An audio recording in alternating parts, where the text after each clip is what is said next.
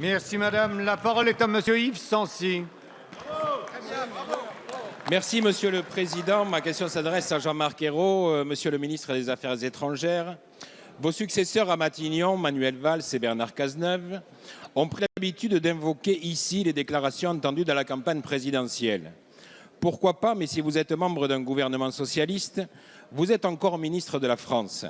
Et tout le monde s'interroge sur l'absence de réaction du gouvernement après la déclaration d'Irante de M. Macron à la télévision algérienne. Je cite, « La colonisation française est un crime contre l'humanité ».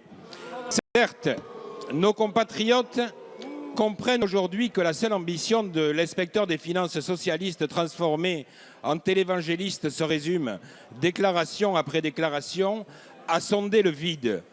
Il pourrait s'agir d'une macronade supplémentaire, car nul n'est besoin d'en dénoncer la stupidité sur le plan historique.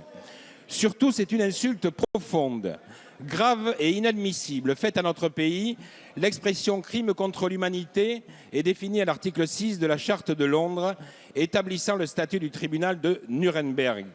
Cette grave accusation est celle d'un crime imprescriptible, qui outrage De Gaulle et les gouvernements français, qui diffame le nom de chaque soldat français mort pour la France en Afrique du Nord, qui attaque la dignité de toutes les familles de harkis, de pieds-noirs et de rapatriés, qui ravale tous les anciens combattants recueillis devant nos stèles au rang de complices de crimes contre l'humanité et de barbarie passible de traduction devant un tribunal pénal international.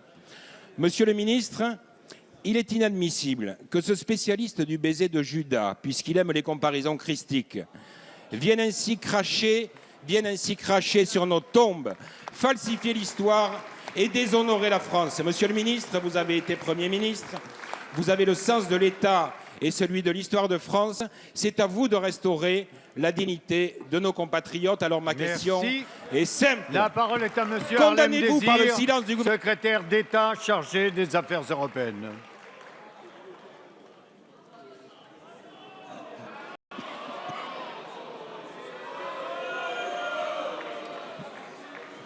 Merci Monsieur le Président, Mesdames et Messieurs les députés, Monsieur le député Yves Sancy, la France est liée à l'Algérie de par son histoire. Il y a également de très profonds liens humains, culturels qui lient nos deux pays. Le passé colonial a été brutal et tragique, mais l'enjeu aujourd'hui, c'est celui de la paix des mémoires. L'Algérie est un partenaire important de la France, un partenaire politique et un partenaire économique. Il nous faut aujourd'hui construire un avenir commun. Et c'est dans cette démarche que s'inscrit l'action du président de la République et du gouvernement. Dès 2012, François Hollande s'est rendu en Algérie. La déclaration d'Alger sur l'amitié et la coopération entre la France et l'Algérie, signée lors de cette visite, a été suivie de la mise en place d'un comité intergouvernemental haut niveau et d'un comité mixte économique franco-algérien. C'est en renforçant notre coopération dans tous les domaines avec l'Algérie que nous contribuerons à la paix des mémoires. Et je crois que tous ici, nous devons nous consacrer à ces relations indispensables pour nos deux pays, pour la Méditerranée, entre la France et l'Algérie. Je vous remercie. Merci, monsieur Harlem Désir.